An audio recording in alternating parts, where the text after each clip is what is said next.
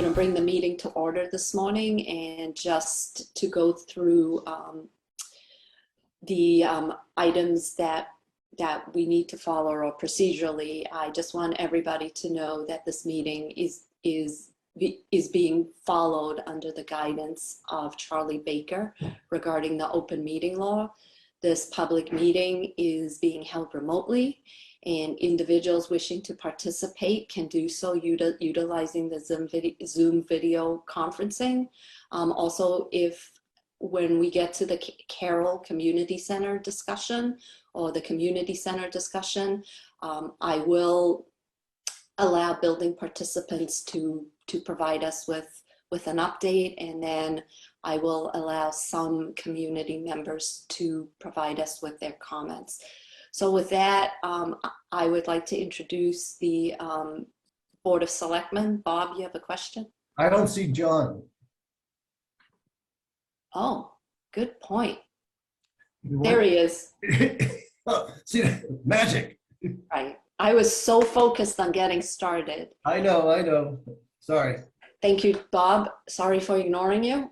What I would like to do then is introduce the Board of Selectmen. I am Robin Hunter, Chair of the Board of Selectmen, and I am present. Bob? Bring it pleasant. John Jeffries, present again. What happened, John? I didn't even notice you weren't on the call. Somebody kicked me off. Oh, nice. So I would like to take any citizens' comments. So if you have comments, Kate, I don't know if people have sent comments in. If so, let me know. If anybody has comments that they'd like to make right now, please raise your hand and I will call on you. Sally? Please identify yourself, because not everybody's on video. Good morning, everybody. My name is Sally Hellwig. I live on Old Farm Road. And I'm not sure if you want me to I do have a comment about the community center. Would you rather that I do that later, or should I make it now? You tell me. Why don't we do it when we discuss the community center? Sure. Thank you. Are there any other comments? Mr. Clark, you would like to make a comment? Just simply based on what I sent you, the news on watering irrigation is not going to be good, and you should expect to see, in the town around us should expect to see a declaration on Monday or Tuesday restricting outdoor irrigation totally except to handheld hoses. Yep, and I did see that. I've been traveling for work, so thank you for that. And we will, as soon as the state issues the announcement, we'll be sure to put it on the website. And I know the signs that we have in place will go up as well. So thank you. All right, so the first item of business here is administrative. And I believe I'm going to turn this over to Chief McGowan, who has an appointment that he would like to make for a full-time police officer. Yes, thank you. Good morning, and I'm sorry to intrude on such a busy agenda, but I had a time crunch here. So I'd like to recommend for appointment by the Board of Selectmen, Bruce Whitney as a full-time Dover police officer. We have an opening on our department due to the retirement from Sergeant Ed Mayo, and Whitney comes to with over 20 years experience. He actually was a full-time Dover officer, left for greener pastures and saw the error of his ways. He's coming back. So we've done his background. We've done all the due diligence. He comes highly recommended, and I believe he'll be a fantastic asset to this department. The normal stipulations of successful completion of the medical exam and drug screen are the only stipulations we have to attach because he's already obviously academy trained and already had his psychological exam. We've got him scheduled tentatively to start mid-July with training and have him on the road ready to go the very beginning of August. So that's the reason for the time crunch, and I appreciate the board's consideration, and I hope you'll accept my recommendation. And I think you forgot to add one really critical aspect to this. You've worked with him before, so. Yeah, yes, he's worked at Dover PD before. He's well known to several of our officers. Right. And It's a added great, bonus, it's a great free agent signing. right? So I certainly have no questions for the chief. Bob, do you have any? No, it seems like he knows the town, he knows the chief, that won't, we won't hold that against him. So it probably will be a well-deserved hire. Miss John, do you have any comments? Wellesley College. Okay, That's, it's not commentary, John, comments. We have a lot to go through today. I second your motion.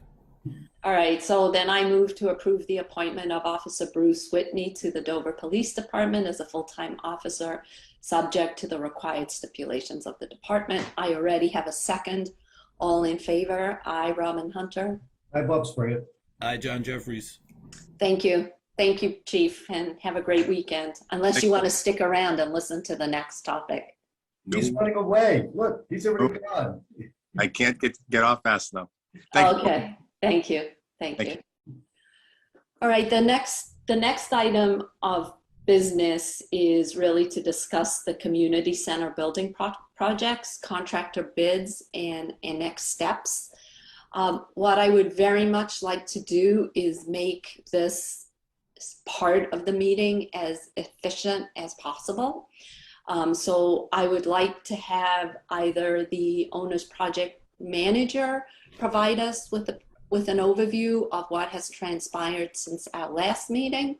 And then if a representative from the building committee would like to provide a few comments and commentary, as well as a recommendation from the building committee. And then I am going to turn it over to the Board of Selectmen to discuss, and then I will open it up for comments from the public. So Mr. Palumbo, I'm going to turn it over to you.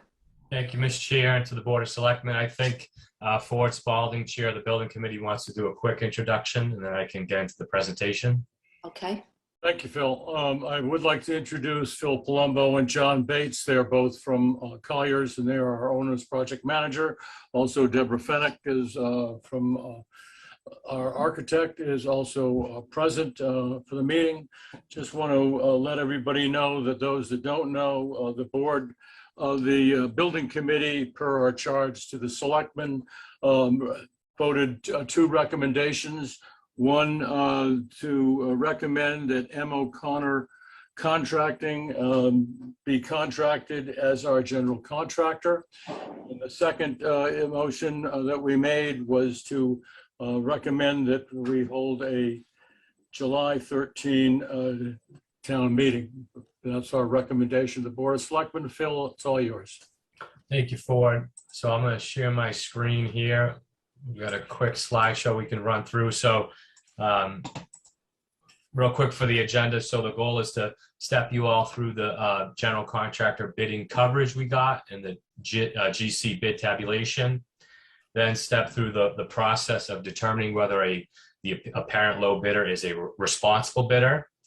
Review, as Ford mentioned, the GC bidder recommended for approval by the building committee. That occurred last night, and request a vote from the board today on approval of that. Review the project budget overage as a result of that bid. Review the taxpayer implications resulting from the overage request. Ford had spoken with me yesterday regarding the thought being tossed around of potentially rejecting the bids and pushing this process so it better aligns with the fall town meeting. So we put together a slide that has some bullet points to that topic.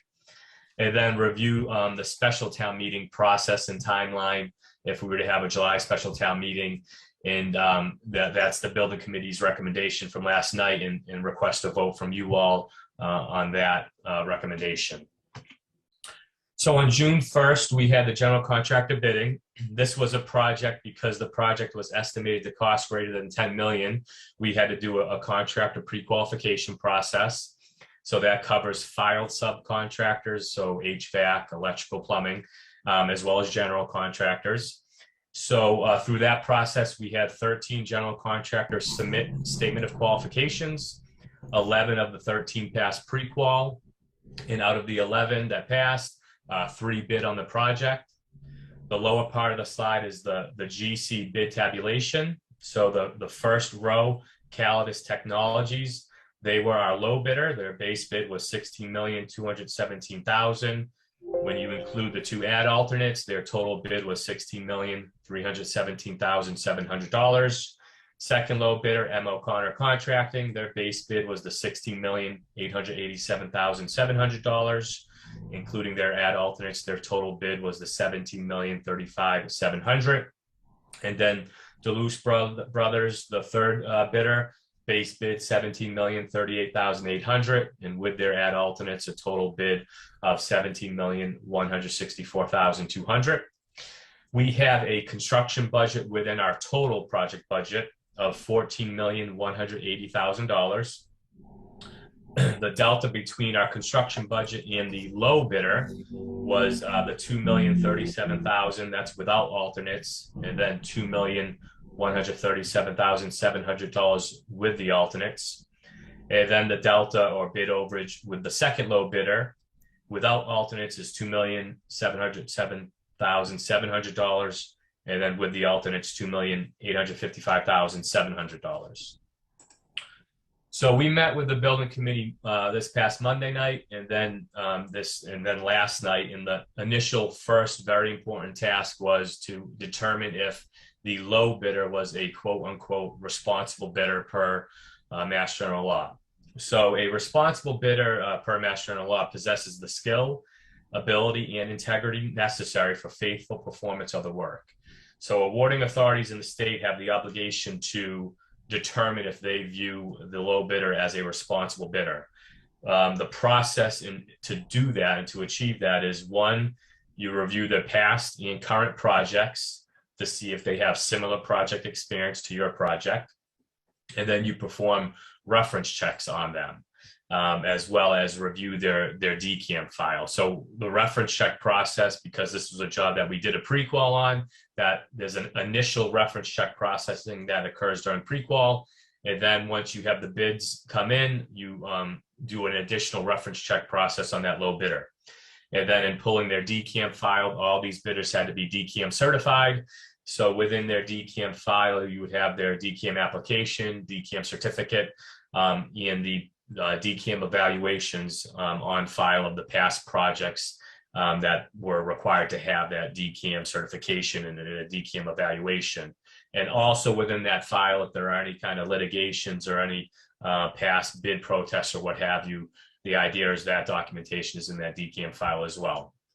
So through the course of Monday night and last night, Colliers presented this low bidders qualifications, presented the reference checks, and due to the low bidders' lack of similar project experience, so scope-wise, they didn't show that they had similar project scope as it relates to our ad reno scope. So removing two-thirds of an existing building, historical gut reno of a 1910 building, added on to that building. They didn't show any project experience like that.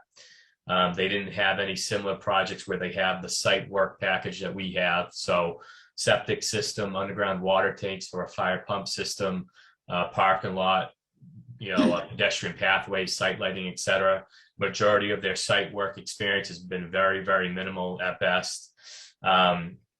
They didn't show that their proposed site superintendent had similar project experience. That would be their staff member that would be staffed on the project site on a daily basis, as well as, but 98% of their project experience is federal work. So if Dover was to deem them a responsible bidder, you would be the first town in the Commonwealth to contract with this firm to execute a municipal project.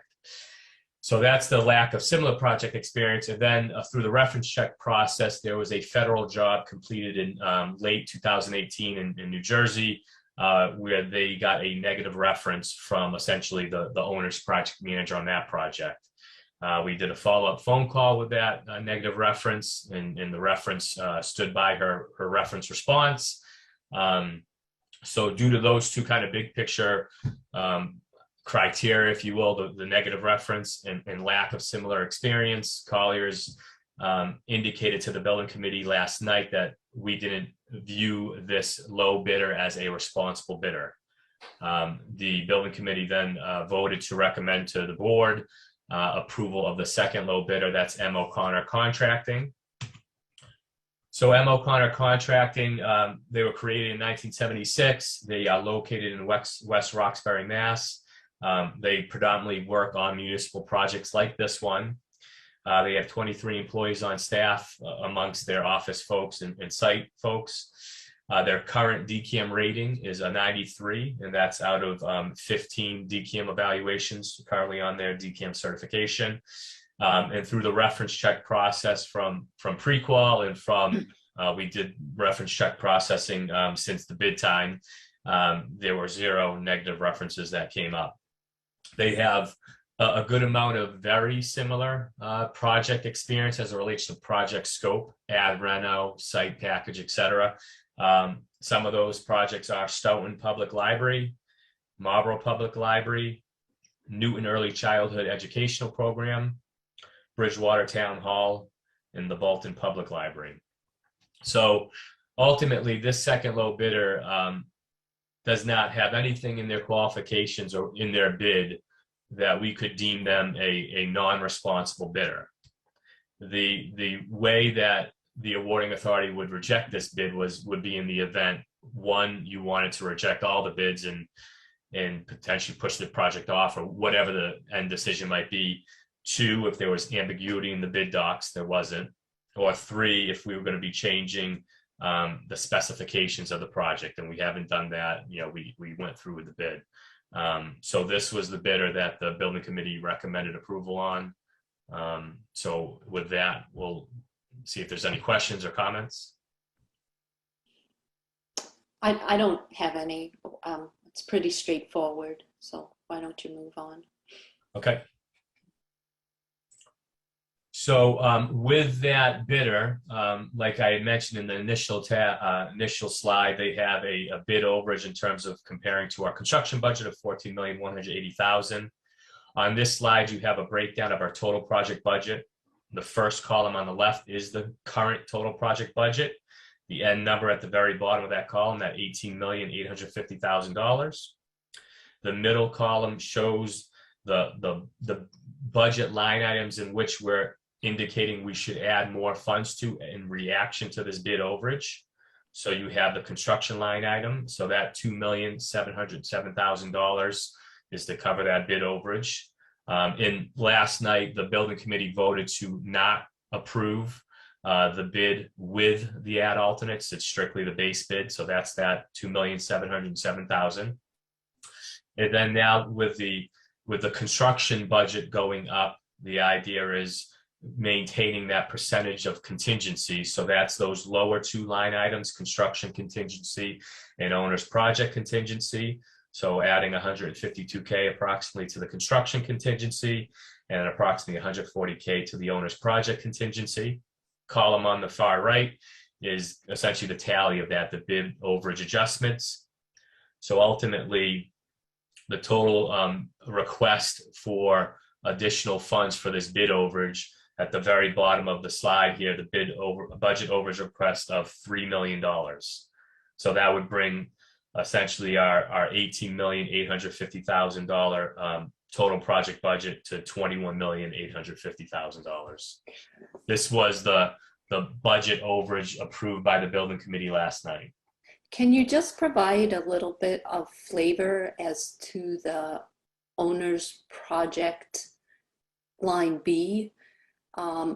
What fees would go up as a result of, it's not a lot of money. I'm just curious to know. I understand that, my understanding was that predominantly the increase in cost was a result of supply chain issues that we're seeing.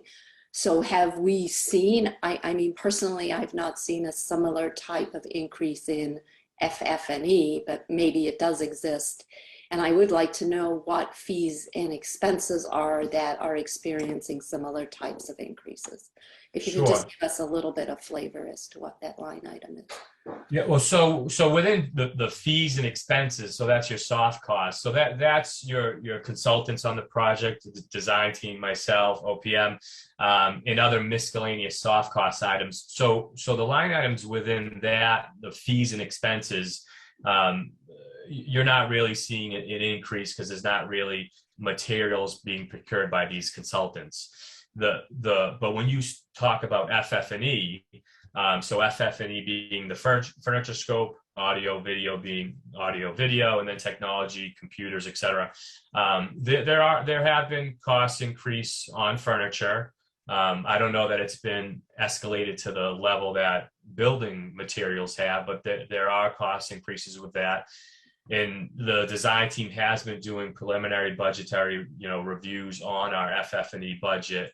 At this point, we feel comfortable with it, but is there a potential that once we get to the procurement process, there might be some minor expenditures we have to pull out of that owner's project contingency? Maybe, but we feel good in terms of the other budget line items that have escalation effects to them. We feel good with what we currently have budgeted, and that's something we discussed with the building committee last night. Okay. So if I heard you correctly, I think I heard you say that your fee is impacted by this too. So could you please explain what is driving the increase in costs of your fees? So what I indicated is in terms of the fees and the expenses, those are the soft costs, so consultants and whatnot. So we're not seeing building material increases, but for example, when you bring up Collier's line item, so an OPM's contract is essentially a time and material contract. So we understand what the project schedule is going to be, and so that project that's going to go 20 months, it's our staffing layout for that 20-month project looks like this, and we'll bill you a fixed fee every month of $18,000, and the end result is that total contract amount. So in the event a project experiences an extension similar to this one, so for example, we pushed out our bid 1 month so that the design team could get a better handle on their bid docs. We then, during the bid process, pushed the general contractor bid date an additional 1 month. It was due to bidder questions and addendums that needed to be issued. And then on top of that, we're gonna, if it's voted to go with a July special town meeting, that would be a 3rd month push. So that would be 3 additional months added to that time and material contract. So that's the idea with any added months of contract for an OPM. So basically what you're saying is each month this gets pushed out, we owe the OPM an additional $18,000 a month. Correct. And so there's been jobs, I just want to add this, where a project's been pushed a month and a half or so, and we wouldn't ask for a contract amendment. It's just kind of when it gets a little bit past that amount and it gets extended, at a greater amount than a month or so, is that when we want to highlight it and speak to it. Robin, may I? You may. I was going to ask if you had any questions. So Phil, if we decide to push the project a year from now, what does that do to your fees specifically, and specifically with Robin's, as a follow-up to Robin's question, the entire block? Sure. So what I would say is, I guess it would depend on within those 12 months, what bit of that is essentially we're not providing any services, right? So it's strictly all about, what portion are we doing twice? So in that scenario, John, if we were to push this project a year, and let's just say we're not changing anything relative to the design and project scope, we would, have to deal with pre-qualifying contractors, go through the bid process. So call that 5 months or so. We'll probably do some estimating mixed in there, call that 6 months or so. That's additional 6 months. And then, the construction duration and closeout duration, that's contract time that, we haven't spent yet, right? So if it played out clean cut like that, it would be those additional 6 months of effort. So ultimately, regardless of the push, it's about what effort are we doing twice ultimately? So when, and we'll get to a slide that we have prepared, but that whole concept of, rejecting all bids and potentially pushing this out to align with fall town meeting, same goes for that. What are we doing twice? What are we doing for a second effort? So pre-qual bidding, Yep. and so on. But it just, my final one on this, Robin, if I may, Phil, it's not to say, based on your answer, we're not looking at a linear month over month over month compounded increase. We're looking at fixed cost increase that we can then identify, and it's, again, to use the same thinking, it's not linear, it's really one-time, it's one-time costs. It's one-time cost based off of that effort. One thing to add, though, is us, as well as every other OPM firm and design team firm, hourly rates have gone up since we have contracted with Dover, and that's just an annual escalation that all firms have. So, our current hourly rate that got us at that monthly amount of $18,800, that rate has since gone up. So that should be added to this conversation.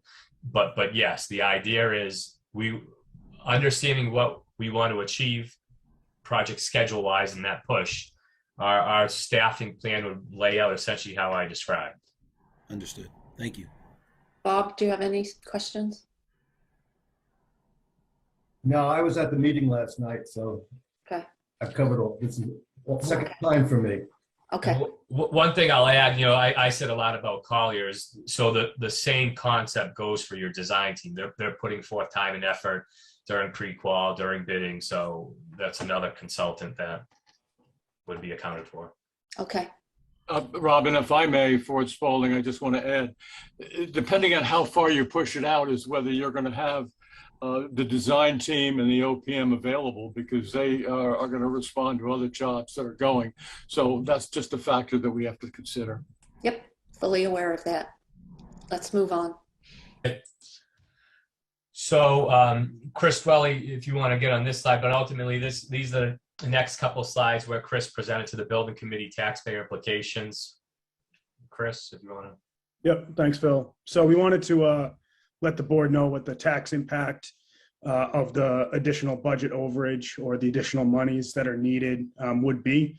Before we get to that, we just kind of wanted to level set and go back to what was presented to town meeting last June in terms of overall building and budget costs. So this slide here shows the budget figures that were presented last year for the $18.85 million building project, as we had estimated them with the 3.5% interest rate. So that total cost at the bottom there is $22,734,017. Please note that that includes the $4 million of free cash that the Board of Selectmen had committed to using to reduce the overall cost of the project. On the right-hand side of the screen is the actual debt service schedule that we received when we went out and issued debt on the project per the Board of Selectmen's vote instructing us to do so over the winter. So we were able to lock in a very favorable interest rate of 1.8%, which brought the actual cost of the project down to just a little over $18 million. And again, that figure also includes that $4 million of free cash that was voted to be used to reduce the overall cost of the project. So the tax impact of those two, just to remind folks, when we were at the special town meeting last June, that close to $23 million project was going to cost the average single family value homeowner of $1.25 million, $79 on average each year for 20 years for the length of the debt. Because of our favorable interest rate that we're able to lock in, the actual cost of the project actually would have been in the negative. And so let me just explain that when we were calculating the net tax impact, we were looking at the town's overall debt service schedule. And as we have existing projects like the Chickering School dropping off, that reduces the amount of money that the town has to raise. And so the idea is that you backfill as you have that debt drop off with new projects, so that all things being equal, the impact to the taxpayers remains the same or somewhat neutral.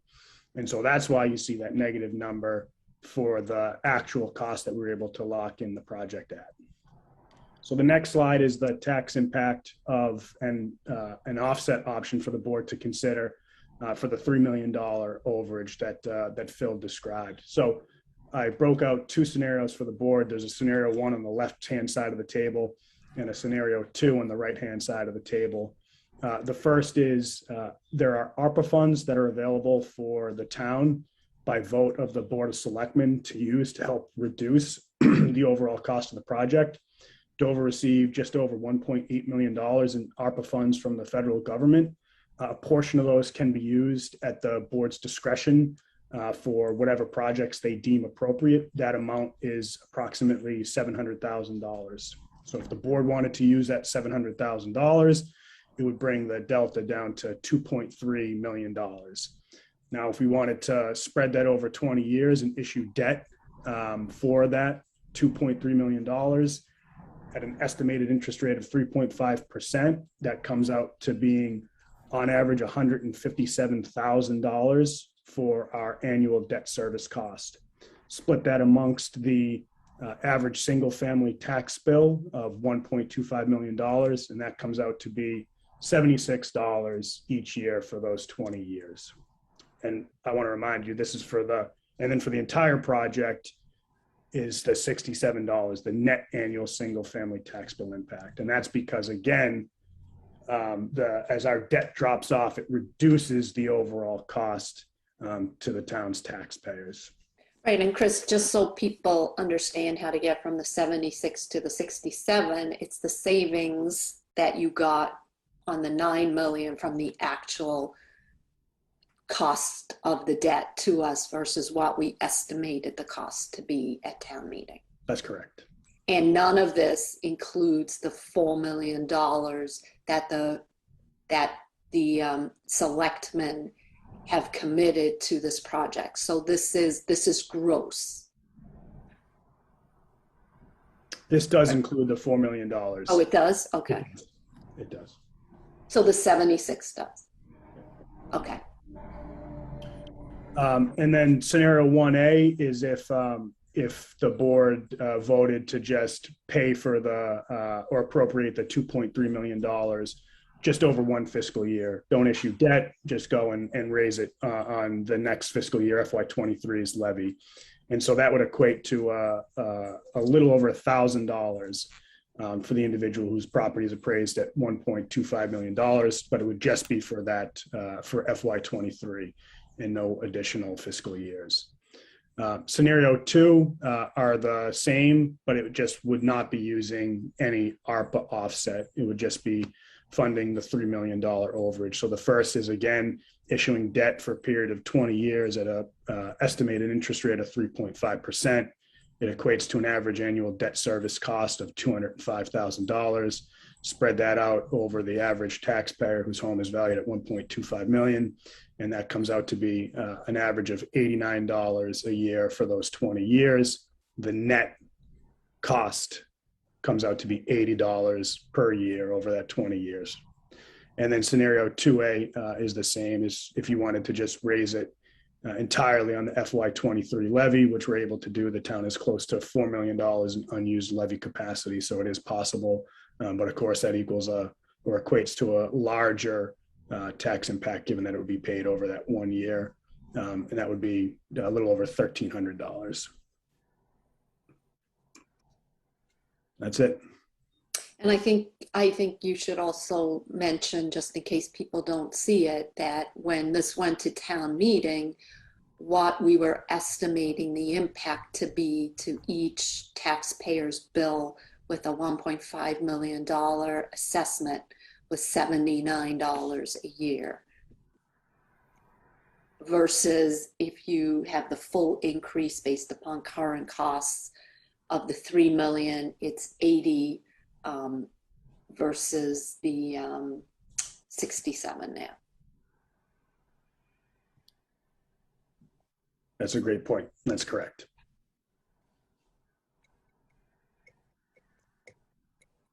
Bob, John, any questions on this?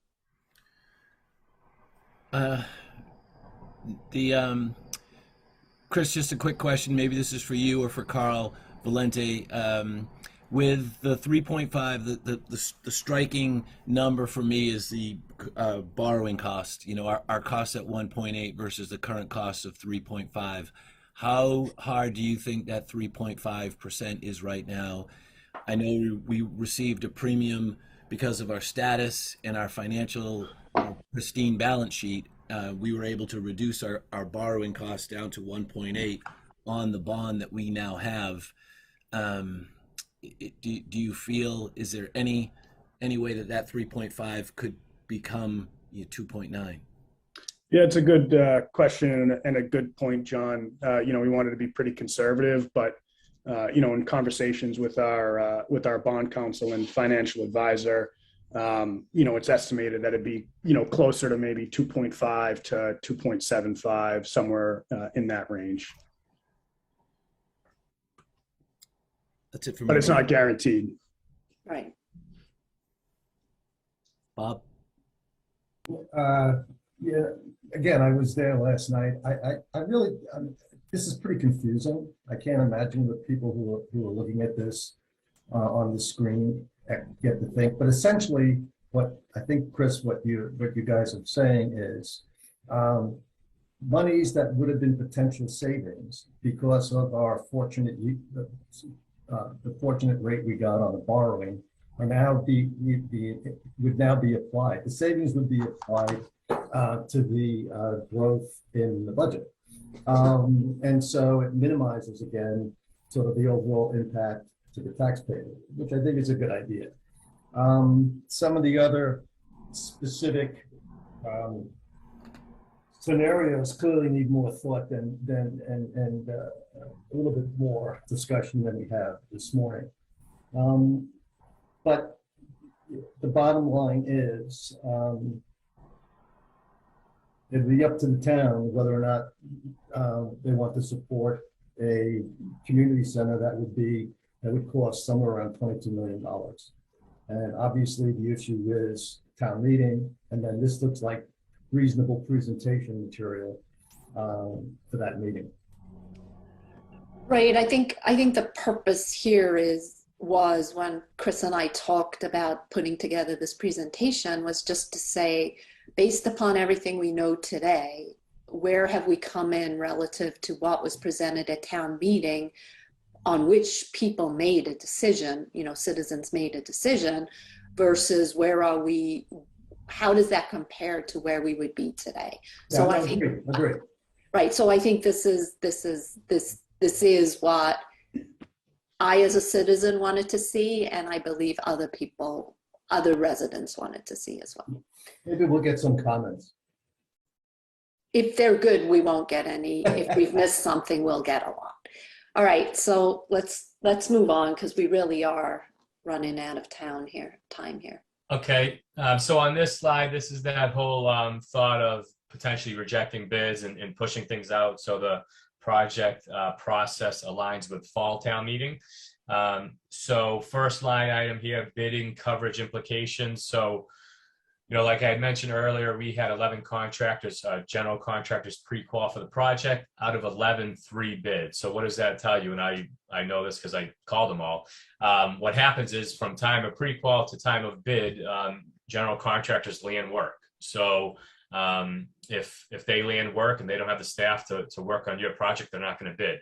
So we were lucky enough to get 3 bidders. I've talked to some municipalities that had a fire station project, police station project, where they got 1 bidder, they got 2 bidders. So if this gets pushed out, I've talked to the bidders and scope wise, it's a project they like and they would read pre-qual, but in the event they landed a job or 2 from now till then, they wouldn't bid on the project. So you might go from a scenario where you got 3 bidders that are pretty much on top of each other to a scenario where you got 1 bidder. So that's not where you want to go. Timeline implications, like I had mentioned earlier, we'd have to redo the pre-qual process, obviously rebid.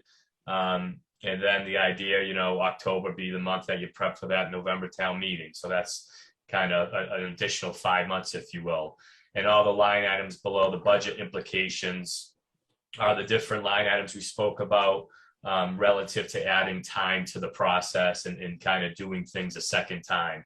That first line item, construction costs, so I reached out to both of the cost estimators on the project yesterday and kind of threw out this scenario of potentially pushing things off to the fall and asked them what percentage would you recommend advising folks on increasing on top of the bid. One said 4% with that kind of 6-month push. One said 6%. So I utilized the 6% and kind of assume this is a $17.1 million project at current stage. So that's an add of about $1 million there. And then with those soft costs added on top of that, you're looking at approximately a rough add to the project cost of $1.3 million. Okay. And these were the same estimators that were estimating the project all along. And, it seems to me, and this is what I have angst over, is in 4 months, suddenly the costs went from 13 million to 18 million, and now they're 22 million.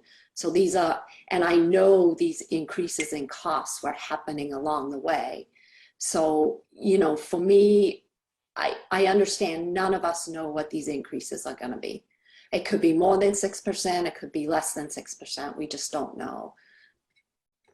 Yeah, and the But, one thing I would we're add, relying on the same cost estimators that failed, in my mind, failed to make us aware of these huge increases that we were going to face in the costs. Sure. So the one thing I would say to that, a couple things. One, after studying similar project types throughout the Commonwealth that went out to bid over the past 60 days, I want to say somewhere around 85 to 90% of projects all came in over budget. So that's a large percentage of projects where folks might feel estimators failed them.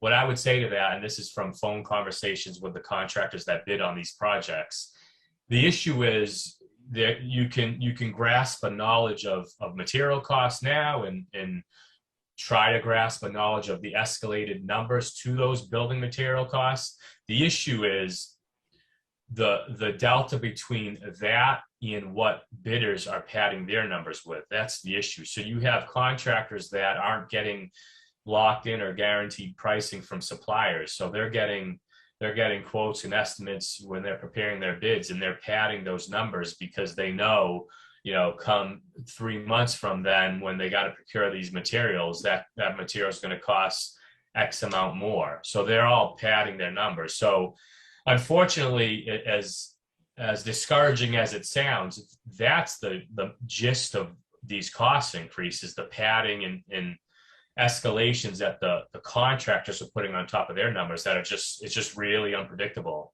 I don't care what estimator you're using. Robin, may I? You may. So Phil, to follow that to the next step, use that same term that you just used, padding. The inflation print for May this morning was 8.3%. It's for 1 month, that's a 40-year high. So isn't it logical, based upon what you just said, based upon as we sit here this morning with a 8% 1 month increase, that if we waited, those numbers will come down? And if we wait, the padding is going to have been experienced, and you will be able to have a better sense of these processes and how realistic they are. Would you think that's a logical assumption on our part? Yeah, so what I would say to that, John, is in all my phone conversations with these contractors, and I'm going to utilize the info I got from them because they're the folks that are going to be submitting these bids. They've all said to me, and these are, through conversations with their suppliers and these suppliers that are getting these manufacturer increase in costs, they're not seeing this issue of escalating costs going away in the next 6 to 12 months. In reality, they don't know if it's going to go away in the next 18 months. So I don't know that we're currently in a position where we can safely say, these numbers are crazy right now. There's no way they're going to go up. and assume that, and then push things out 6 months and see, you know, the additional costs that we have on the slide here. I don't think that'd be a good way to budget for this project. And the other thing to add to that is this is a project now that's, you know, quote unquote on the books, right? So it's public record.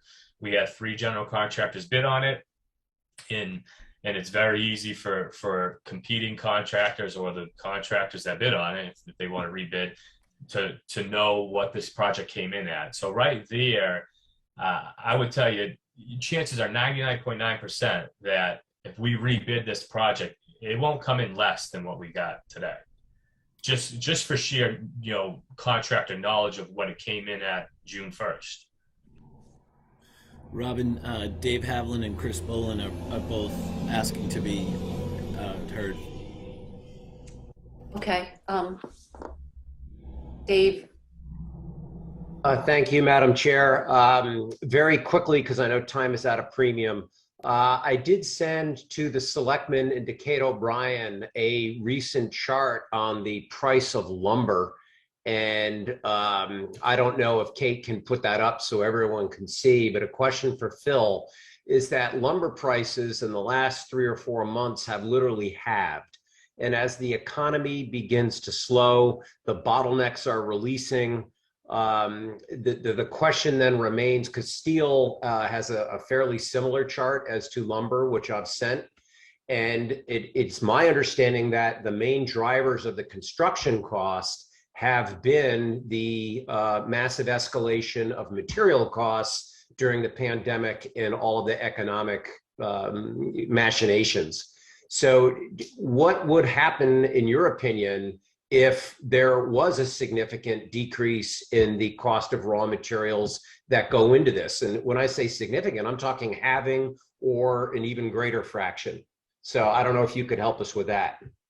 So I'm sorry, is your question if the costs go down? Is that what you're asking, Dave? Or yes, the bottom line is the material costs are plummeting right now. And if we were to wait, my only question is whether or not we're going to have 2 special town meetings or 1.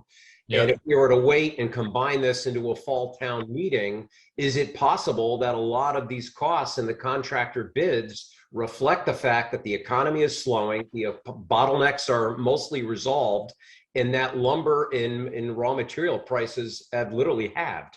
Sure. So Dave, the way I'm going to answer that question is, again, I keep doing it, but they're the ones bidding on it, is relay to you all information gathered from talking to these bidders. So when you talk about lumber, I spoke to the low roofing bidder, right? And on this project, within the roofing scope, there's some call it rough carpentry, if you will, mixed into that roofing contract. So they had to price out plywood and so on. And one of the first things that roofing contractor said to me when I said, wow, why so high, is, you know, $70 a sheet for plywood. I spoke to a general contractor yesterday. They pre-qualified, they chose not to bid because of a project they landed, but he was saying the cost of 2-bys have doubled. So I don't know what chart you're referring to, where you got it and everything else, but nothing of what you said relative to costs going down is what I'm hearing in this industry.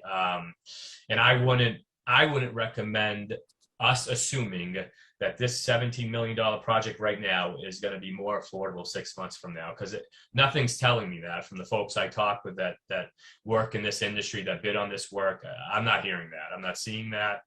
So. Yeah, so thank you, Kate. The chart showing lumber is up there. And again, I couldn't find steel this morning because it wasn't in. This is from the Wall Street Journal's Daily Shot. And this is just CME lumber in the prices thereof. And again, I don't want to make too much of a big deal, but it is also possible that waiting 6 months could see significant prices in the cost of materials, which again has entered into the quote padding end quote that you talked about earlier, and we haven't seen it yet. That's kind of my whole point, is that when U.S. housing is slowing markedly, which was driving a lot of the costs, and you know, if we enter a recession, in past recessions or economic slowdowns, haven't the bids become more price attractive versus less?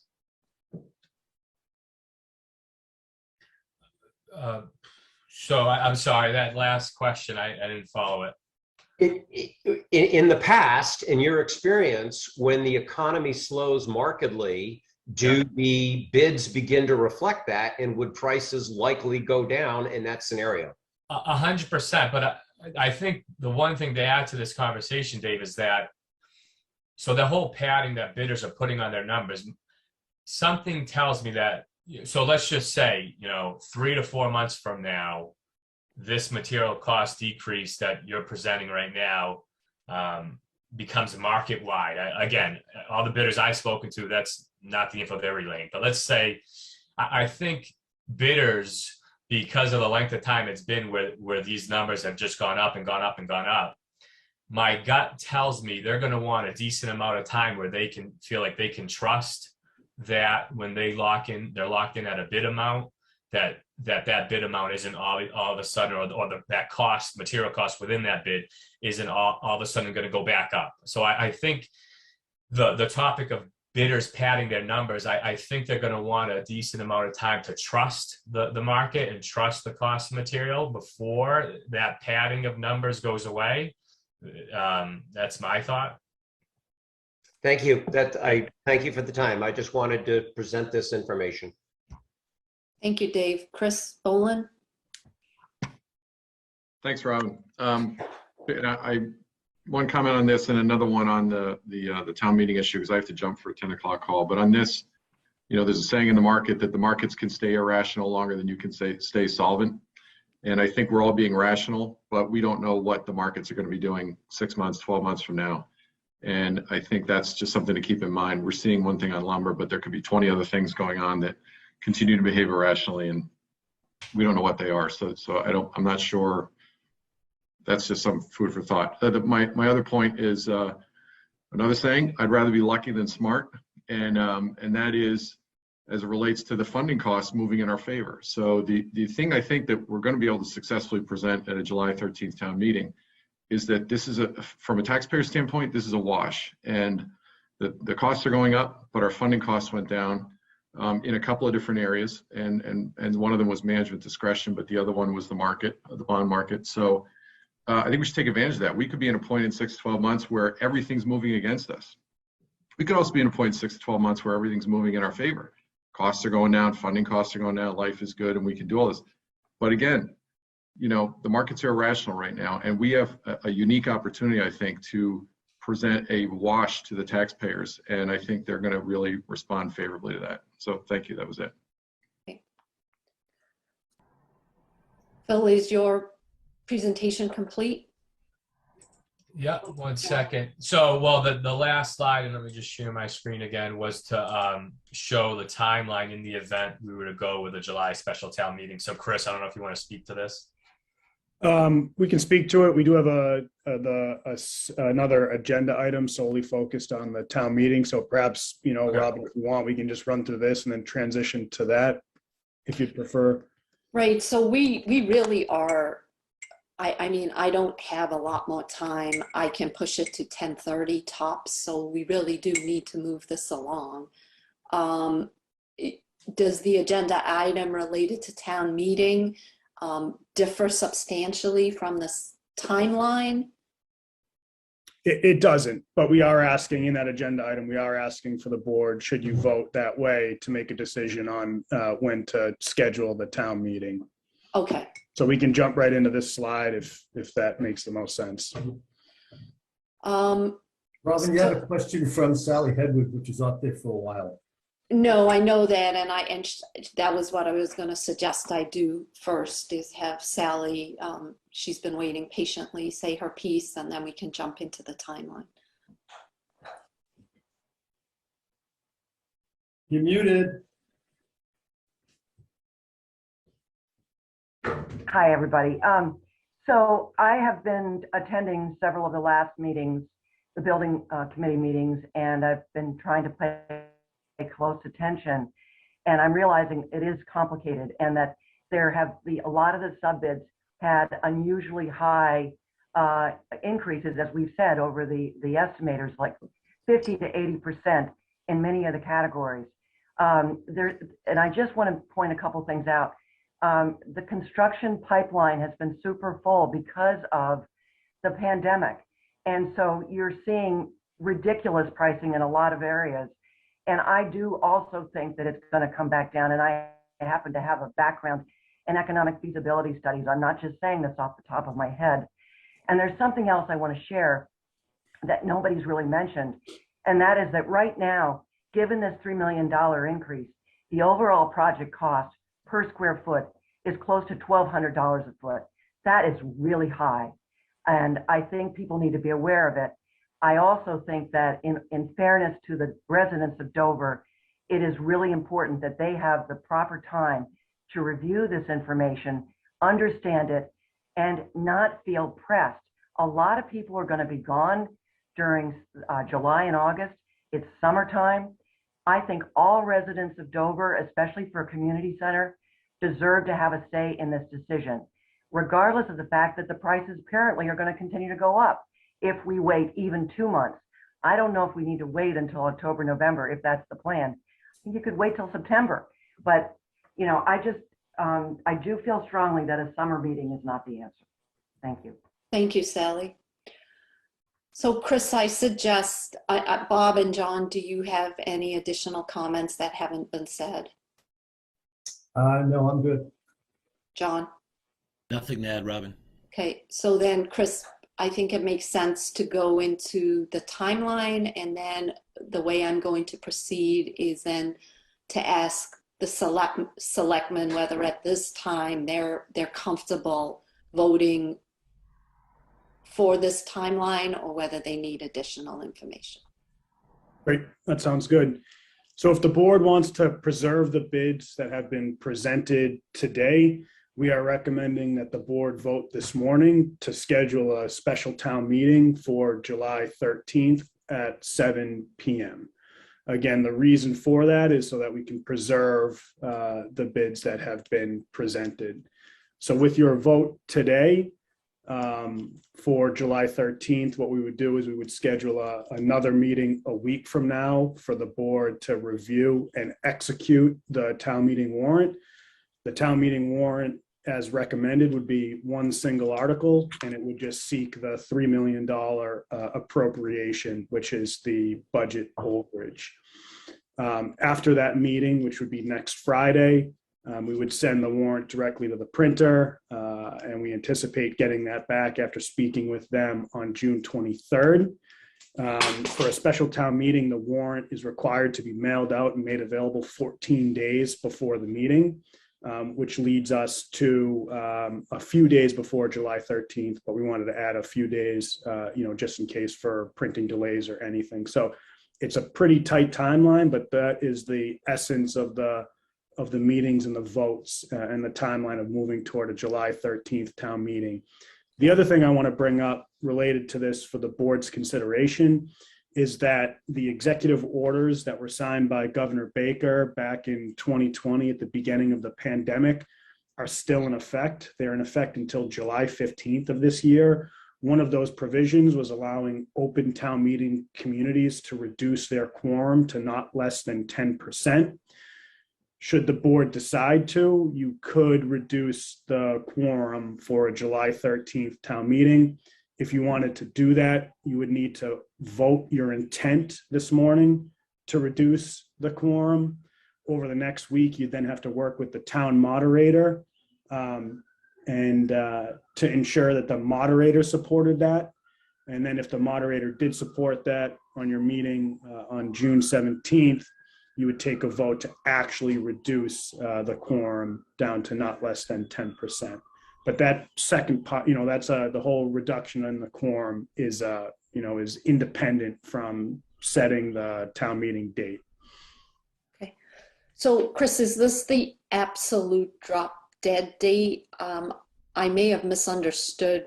There's been a lot of information flying around, but my understanding was that the subcontractors and the general contractor had said that they would lock in their bids for 30 days. So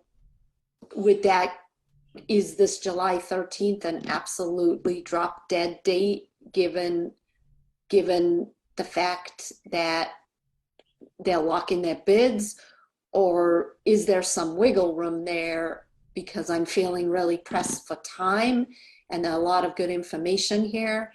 And, you know, I'm going to open this up for discussion, but I'm leaning towards needing a bit of time to think about everything that's been said today.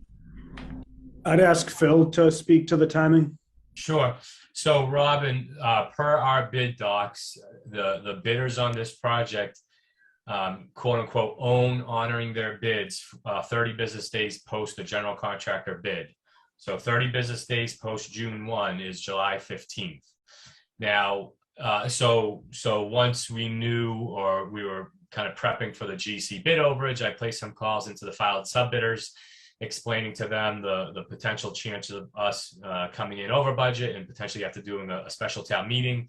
How much longer would you honor your bid post that July 15th date? And essentially the response I got from all is we would honor through the month of July. So I would say for this conversation, it would be safe to assume if we are going to preserve these bids that we have, we would want to get this done and get going with a notice of intent or notice to proceed to a GC by the end of July. Okay. All right. Thank you. That's extremely helpful. All right. So now, you know, the way I see this meeting, the decision that's before us as a board is two decisions. One, potential timing of a special town meeting, and then whether or not, if we decide the town meeting would be before July 15th, whether there's any appetite or interest to ask the moderator to approve a reduction in the quorum. So John and Bob, do you see any other decisions that need to be made today? Yes or no would be great. No, I see no other decisions. Okay. So I'm going to begin the conversation on both of those items.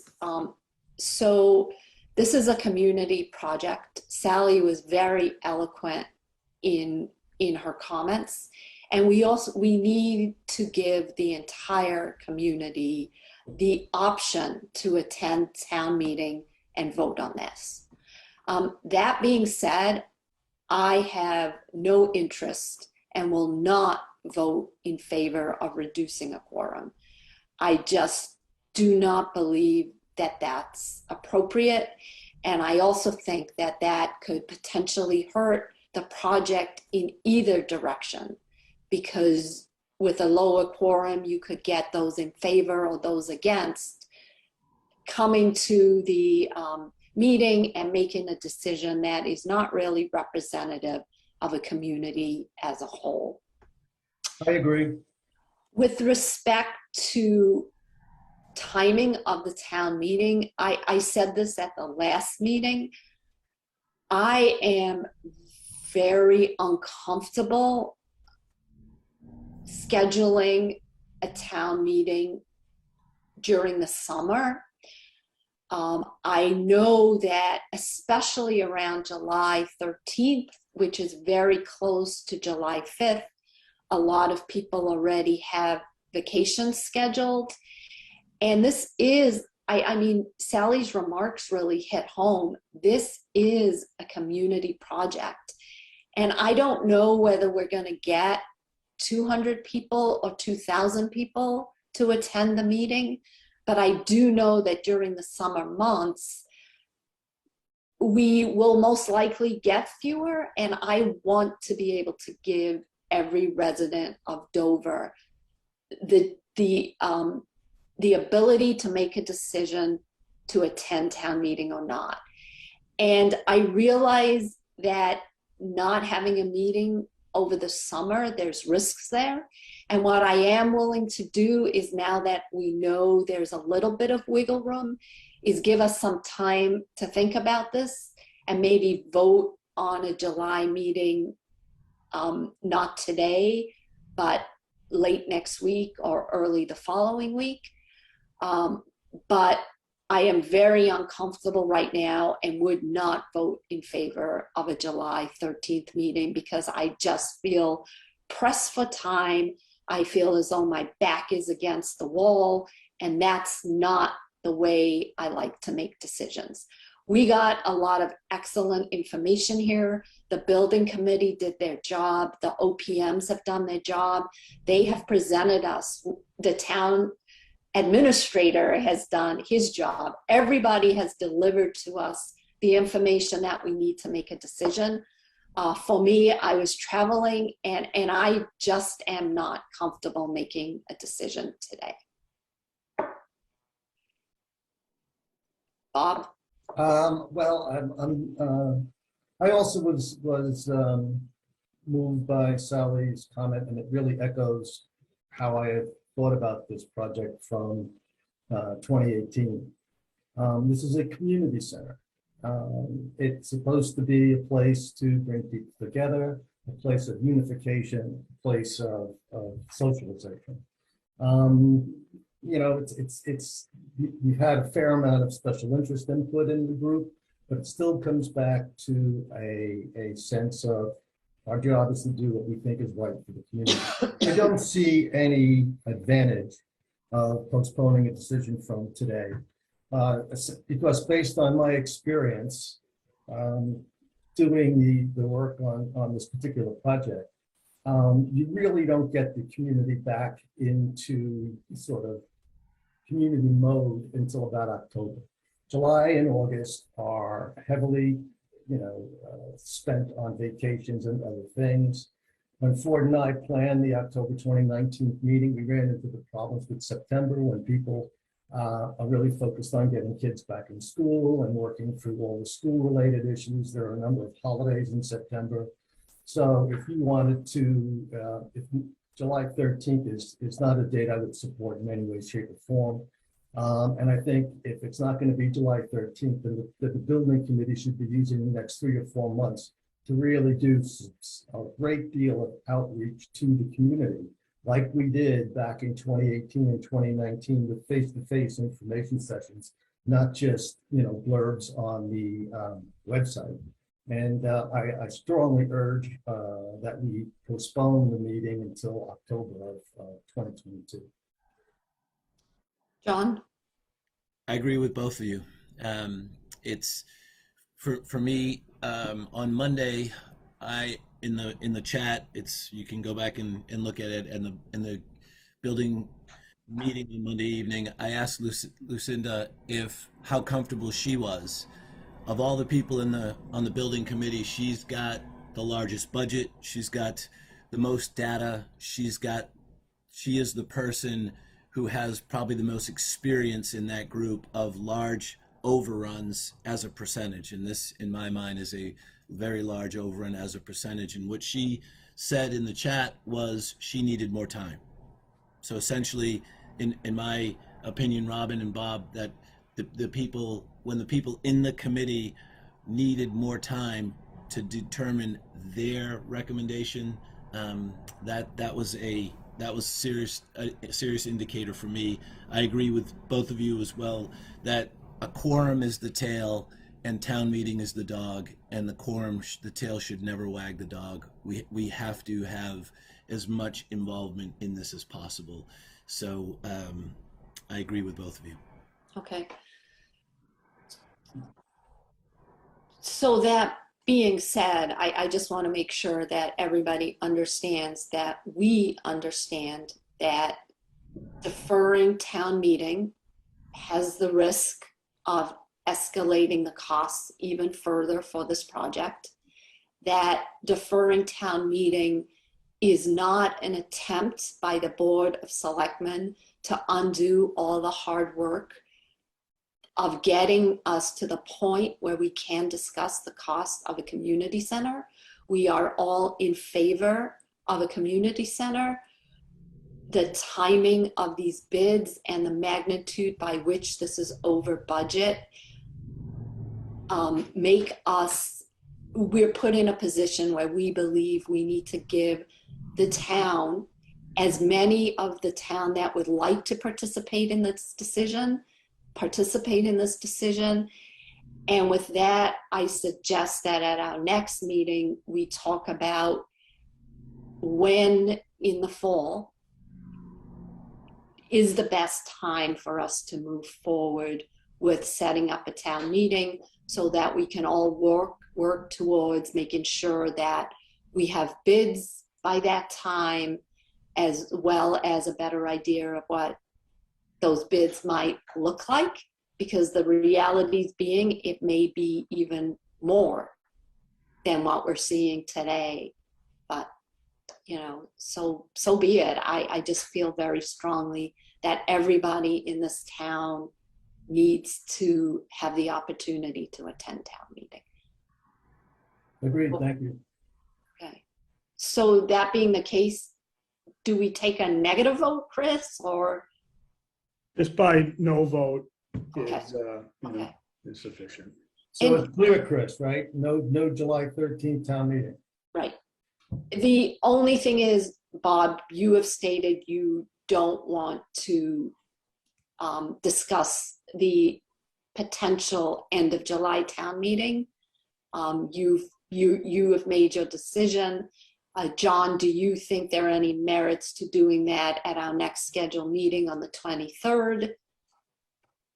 I'd like, Robin, yes, I do think that there's merit to it. I'd like to hear from Jim and Dave with that, in regard to that. But I also would like, Robin, if I may, just to add one thing about the project, and specifically one of the things that we all have said this morning is the hard work of the committee and the work that Colliers has done on our behalf.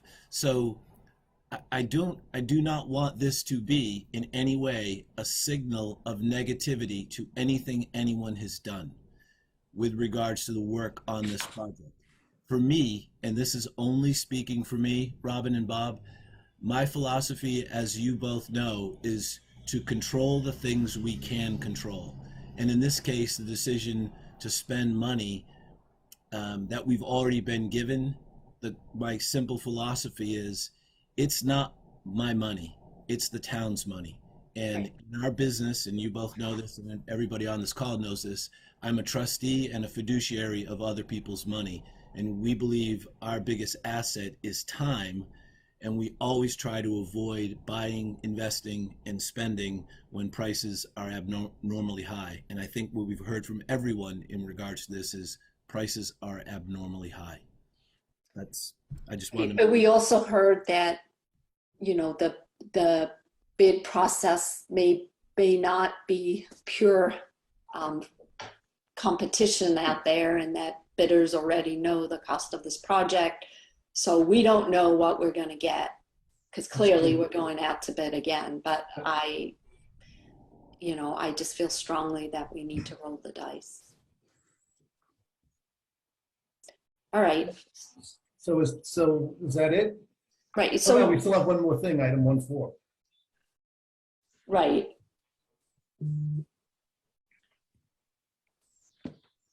So Chris, this is you, item 1.4, fiscal year 22 year-end appropriation transfers. Yep. At the end of the fiscal year, we present to the Board of Selectmen and to the Warrant Committee what we call interdepartmental transfers. This is to cover any unforeseen overages in departmental budgets. And so what we have before you today is a request for your approval to approve the transfers that are outlined in your packet. We're asking that there be monies transferred from 3 accounts: health insurance, care trees, and data processing, to the Selectmen's professional services line. As we've talked about throughout the year, there's been a concerted effort with some financial consultants to help implement some of our best practices, and those costs came over what we were expecting. It will not happen again moving forward, but we are over budget and have some monies available in these other departmental budgets, and would ask your approval for a transfer. Should you approve the transfer, it'll then go to the Warrant Committee for approval. Okay. So this is standard, and it's basically when you budget, you don't always get the buckets right. So this is not getting all the buckets right.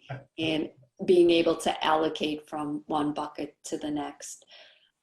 So I am going to assume that John and Bob do not have any questions about this. John does. He told me he wrote an opus. Bob already gave me his bucket. I'm good. Okay, so then I move to approve the budget appropriation transfers as presented. Second. All in favor? Aye, Robin Hunter. Hi, Bob Sprant. Hi, John Jeffries. Okay.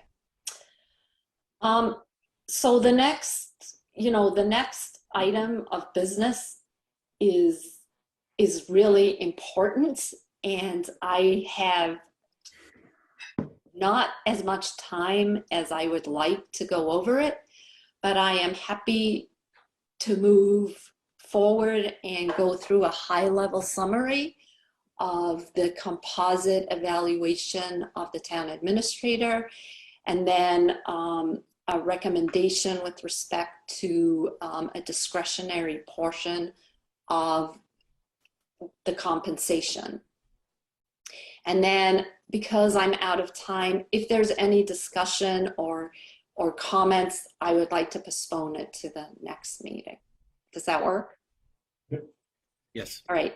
So the Board of Selectmen over the last couple of years have gone through a pretty robust process whereby on an annual basis we provide a composite review of the town administrator's performance. You know, the review is really based upon the goals and objectives that was set by us at the beginning of the year. There are 5 categories. And so what I'm going to do is just kind of at a very, very high level go through the categories, provide the town with the score that and any highlights for that. So the first criteria by which the town administrator was evaluated was management skills, organizational skills, and planning. Out of a 5, we gave the town administrator a 5 out of 5. This is really, he has done a great job, and he hasn't done all of this himself. What we really liked this year and what was highlighted in the valuations was the team that has been built at the townhouse level and the delegation that has been given to the team and the success of that team of achieving the goals and objectives. And for us, that was really a highlight of the performance. So Chris, kudos to you and kudos to the team for achieving our goals and objectives. And for you as the team leader, really, when you look back at where we were to where we've become, the new hires that you've brought on, as well as the team that was already in place, you have energized people and made them feel a part of the modernization and rebuilding of the townhouse. So, great job there. Really, really appreciate that. The next item was communication and collaboration. And for this, the score was a 4 out of 5. This is the most challenging area. And I think communications continues to be a challenging area. The board really noticed a lot of improvements in the collaboration piece. You and your team have really gone out and have offered your expertise to the various committees and boards. And we've gotten a lot of really positive feedback from that. Many times volunteers felt as though they were on their own, but they asked for information, you present the information. I think today, the presentation you did on taxes was a perfect example of how you and your team have really added value to helping the town make decisions. So really appreciate that. The communication with residents still continues to be a little bit of an issue and a challenge for all of us, getting back on a more timely basis and the definition of what is timely. So I'm sure we'll continue to work on this in the years ahead, and hopefully we can be a little more successful at meeting the needs of residents and some of the boards and committees. Staff recruitment, 5 out of 5. Again, the people that have come to the town are great. They have the skill sets that we need. And most importantly is the energy levels that we see with those individuals that were already here and how they've embraced the change. And, you know, everybody just seems more energized. It seems to be an open environment. And for me, having been around, maybe some might say too long, it's really been great to see. And we know that this is coming from your leadership. You know, we also saw in staff recruitment and development, the assistant town administrator was charged with doing a lot of work on HR processes. And again, we loved seeing the outcome of that. What we really liked was seeing how you've challenged your team to make presentations to the board. And as a whole, they start making presentations to the town. And I think the town then recognizes there's more than one person here. It takes a team to provide us the services that we want. Financial management, 5 out of 5. Again, I call this your sweet spot. To me, the presentation you gave on tax was just perfect. Maybe I'm a numbers person, but you know, everything that you've done, the budget modeling, working with the interim finance department head, looking, you know, objectively at improvements we can make, addressing management concerns raised by our auditors. You know, you're doing everything that we want you to do. We've noticed improvements. There's so much more I could say that has been presented in, you know, the goals and objectives. But again, the only thing we want to ask for is next year, because you've made so many improvements, if maybe we could get more regular updates on where we are relative to what we had budgeted, like sort of budget to actuals. Lastly, professional development skills. Again, we gave you a 4 out of 5 here. There were so many positives that came out of this, you know, the reviewing the town's policies. I think that project is still going on. We have some more work to do, you know, understanding what the charter is, understanding the challenges that we face as a result of the decentralization of the town. You know, some items we wanted to work on for next year was just maybe if we could find some comparative benchmarks for our practices. And one of the things that we would like to see is maybe some additional team building activities that you can do with the team as a whole to make them everybody get to know each other a little better, not just on a work role, but personally and team building sense to do this. Your overall score was 4.6. I view that as an excellent score. We were really pleased with your growth as a leader. We were extremely pleased with the progress that we have made. Basically, you and your team did a phenomenal job. I don't know how much better you could actually get. You know, we have some things that we want you to work on going forward.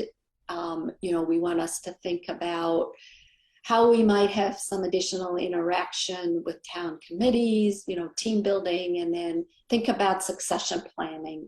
You know, what might that look like?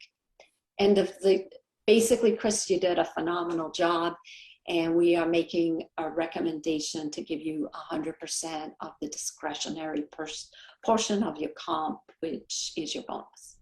So thank you from all of us. Robin, may I add something? Sure. Chris, Robin suggested for the team building portion that you take everybody skydiving. Bob suggested going on his boat when the wind was blowing 40 miles an hour. 35, John, 35. 35. I thought like mountain biking in hail with like a picnic at the top of Nonet looking out at Boston, something that wouldn't get anybody in any trouble, but just some thoughts from us. In all seriousness, thank you for a great year last year for me, for your growth, all the things that you've done over the past 3 years going on. God, it's getting I just can't believe how fast it's gone. I can't believe how much we've accomplished together and the great people you've brought in. So thank you from me. Bob. So it's always a pleasure to say this. You've earned it. You've done the work. You've taken on the challenge. You've built the team. The team, as I said, I think at our last meeting, I think that the essence of excellence comes from the whole being greater than the sum of the parts. And we're on the precipice. We're on the edge of being able to do that. So that's leadership, that's patience, that's thoughtfulness, that's empathy when required. It's tough discipline when required. But your achievements are your achievements, and leadership and building a team is a collective effort and involves all of us. And it's been a great year. I have a list that's 3 times as long as my list from last year for next year, simply because your capabilities are at least 3 times better than they were. So thank you, Chris. Thank the team. Look forward to July when we set up the agenda for FY23, and even further that when we knock the ball out of the park again. Thank you. So with that, I'm going to move that pursuant to Section 5 of the agreement between Dover and the town administrator dated June 23rd, 2020, a bonus of $10,000, which is the maximum bonus, be awarded to Mr. Dwelly based upon his fiscal year 22 performance. Second. All in favor? I, Robin Hunter. I'm in favor. John Jeffries. Chris, again. Robin, go get breakfast. I have a meeting I have to go to, but Chris, you and the team blew it out of the park. Everybody, Mona needs you to sign off on the composite review, so please make sure that you do that. And I think that ends this meeting for today. Just one thing, Robin. What? Just one thing. Okay. So each of us should take the time to send Chris our individual evaluations and then set up to have to discuss with him, and we can start brainstorming goals and objectives, and then we will have those meetings. So I'm going to make a motion to adjourn the meeting. Second. All in favor? I, Robin Hunter. Hi, Bob Springett. Hi, John Jeffries.